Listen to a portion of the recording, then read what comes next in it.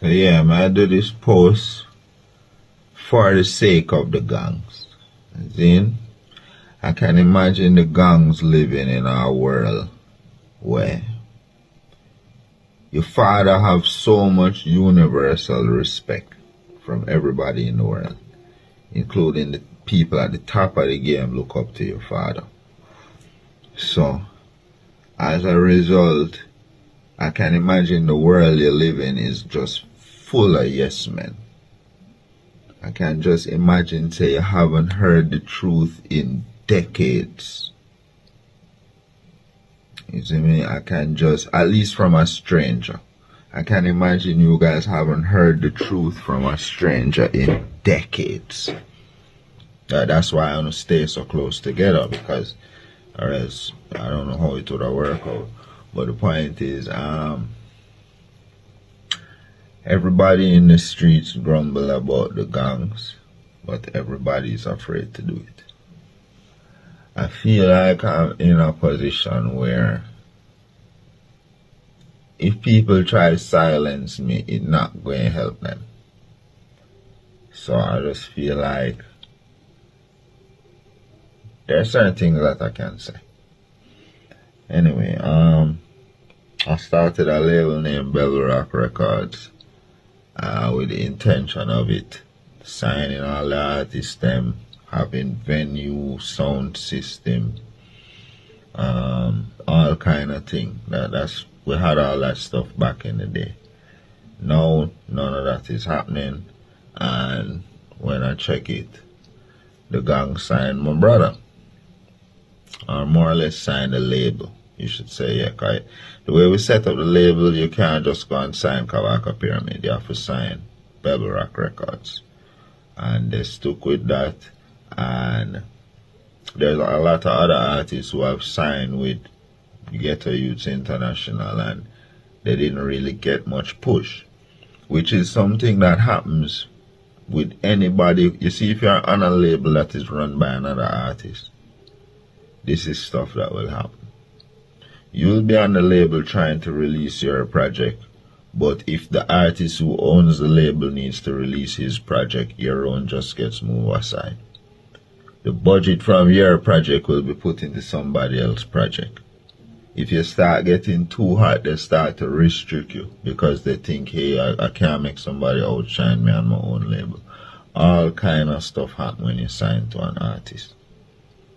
You know what I mean? But the point is, he signed Bevel Rock, and they kept it pushing straight through, releasing a whole lot of songs. I've noticed I don't really hear a lot of the songs in the streets. And to me, even if your song is big in Europe, if it's really big, it usually translates back to Jamaica. So when I don't hear a song in Jamaica, and then in most cases I check the views and I'm rarely surprised. You know what I mean? But the point is, my brother have one song in the past 4 or 5 years where really play hard in Jamaica. They even did a remix to it with Rising King, I heard once on radio.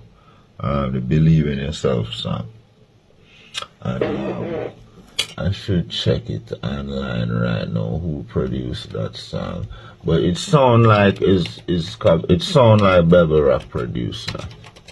You see me? Believe lyrics. What does it say here? Yeah, this is on the Immaculate mixtape. You see me? So this is not on his. I don't think they re-put it back on his album, because the sound of this song and the sound of his album, yeah, this song is from 2021. Anyway, my point is that the one hot song you do is not on your Grammy album, and the rest of the songs on your Grammy album, we don't hear them nowhere. It's very strange, and long story short, there's a lot of reasons why Junior Gang would have wanted to sign my brother and shelf him, or why I would have wanted to sign Bebel Rock and shelf him. But it's hard for people look on it that way because everybody is focused on, oh, he got the Grammy. He would have never gotten that without the Gongs. And the fact that is true is more a testament to the fact that the Gongs monopolize the Grammys. It's not really a fact that, alright, you work with the Gongs now, so your level of music has gotten better, so now you're more in a position for deserve the Grammy. It's not that. It's just the Gongs will make an album that nobody listen win, as long as it's under their label. And they have done this time and time again. So it reaching a point where, I don't know, you think winning a Grammy, but nobody don't listen to your songs. I don't see how that work. I hear the merchandise price went up, but the sales went down. So I don't really understand. I don't think that's how it works. Like, I'm not going here and say Julia and Marley got a Grammy and then all of a sudden I start listening to him more. Like, I know him sound. What would make me listen to Julia and Marley more is if him come out with a next boom draw, like a next song like Boom Draw. Like a next song where it's just undeniably hot. If him come out with more of that, then I will listen to him more and then him can sell him merch for more. But a Grammy doesn't do that for me. It doesn't help me in that way at all. You see me? If that was the case, I would have been sitting down listening to Enrique Iglesias and certain people and Britney Spears. You see me? But I don't listen to music based off our what. So to me, we promoting the Grammys more than the Grammys promoting us. I see people's Spotify views bounce up and then bounce back down. So it's not any real growth. It's an accolade, yeah, but I would rather have songs in the streets.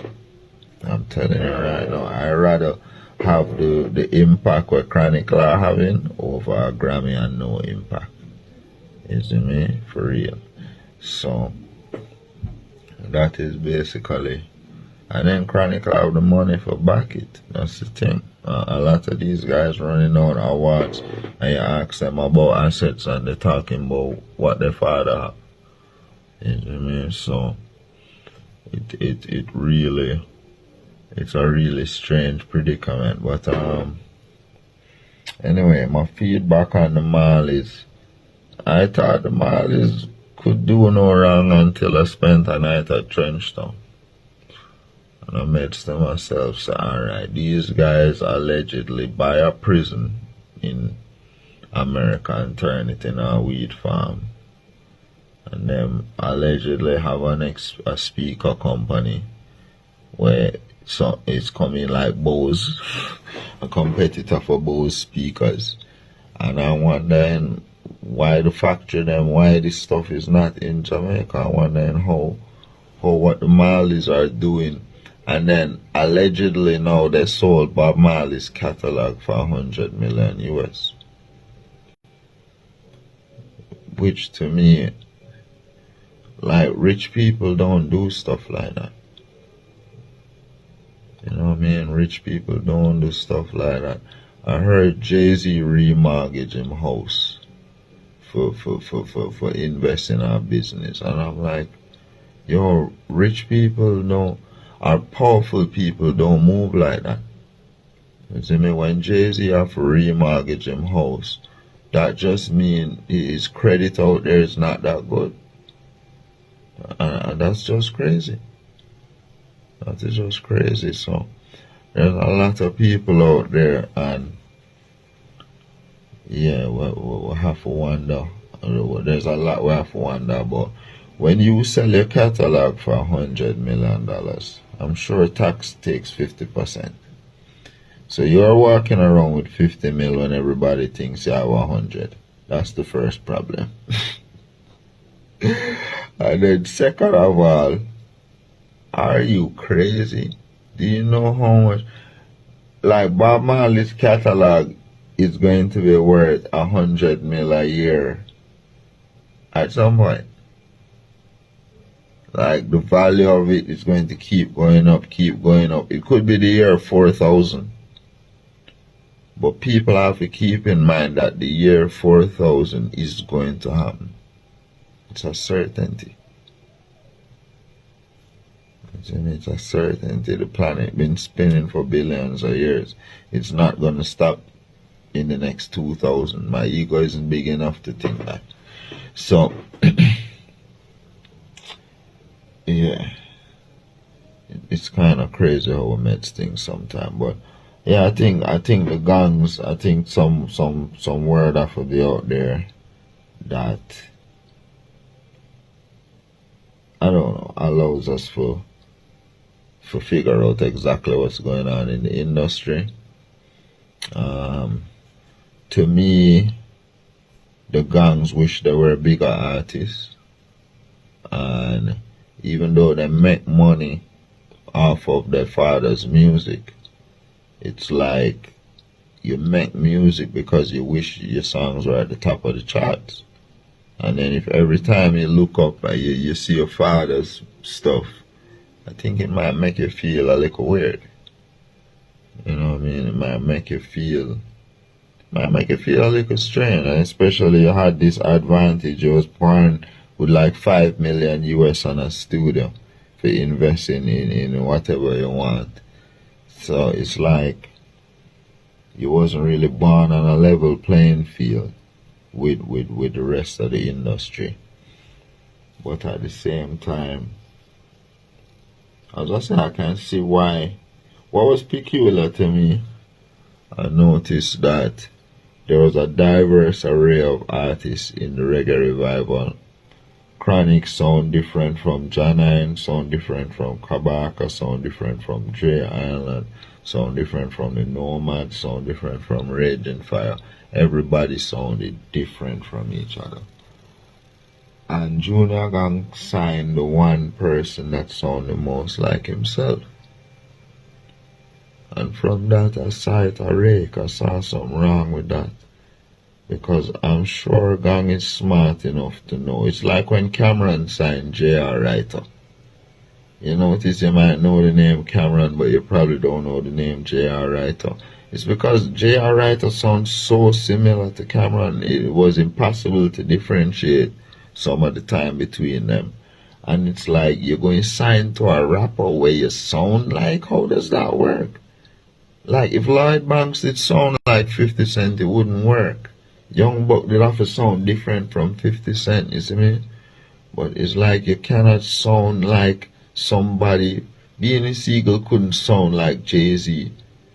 Shine couldn't be around Biggie while he was alive, and it worked. You know what I mean? It's crazy. It cannot work. So, yeah, I decided to rake from a long time on.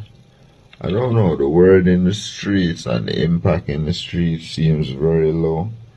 Seems like touring is happening, but after a while, I've got numerous complaints. People don't see much growth. The shows actually get smaller sometimes, but it's like they just want to be on the road. Yo, let's just go back on the road. Let's just go back on the road. And then the music that we hear, and I can't believe the Believe song is 2021. You see me? So that song really took time for bubble, but that go for sure. He said the album is really relevant. You see me?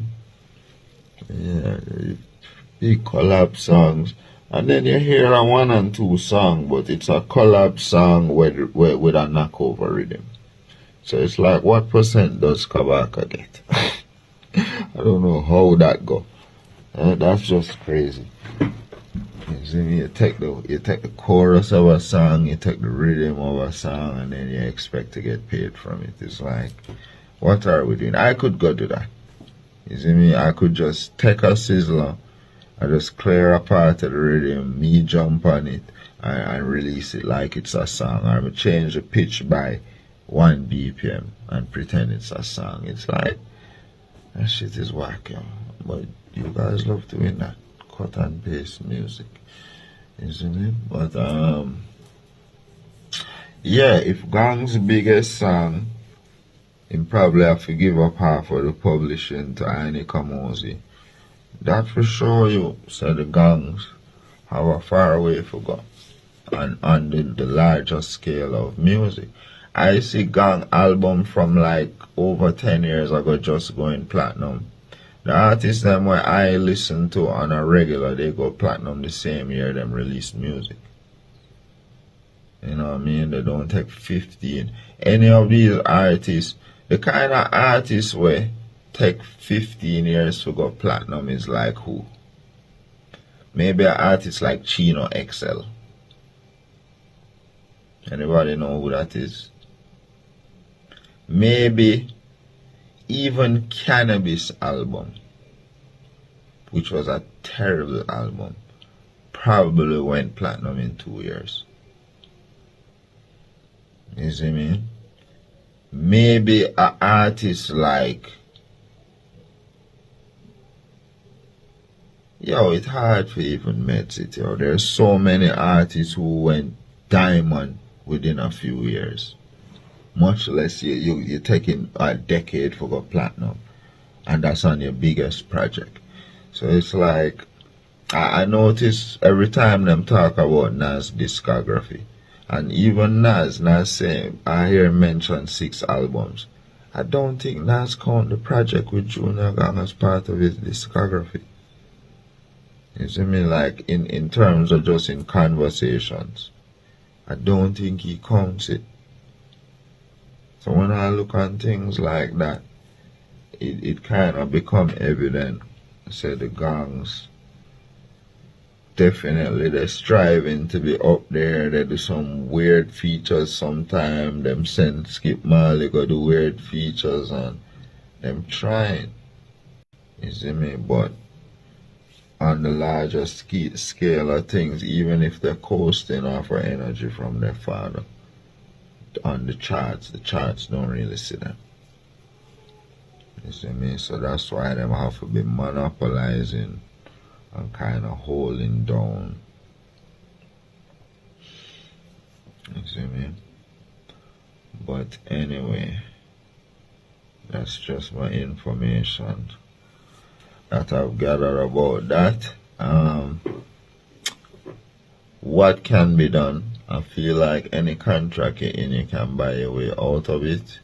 You might have to sell some things that you thought were important, but what's really important is having control over your destiny. You see me? And yeah, we could have do 2 concerts and buy our way out of that and build back the bus the real way. But we shall see how it goes. Alright, big up.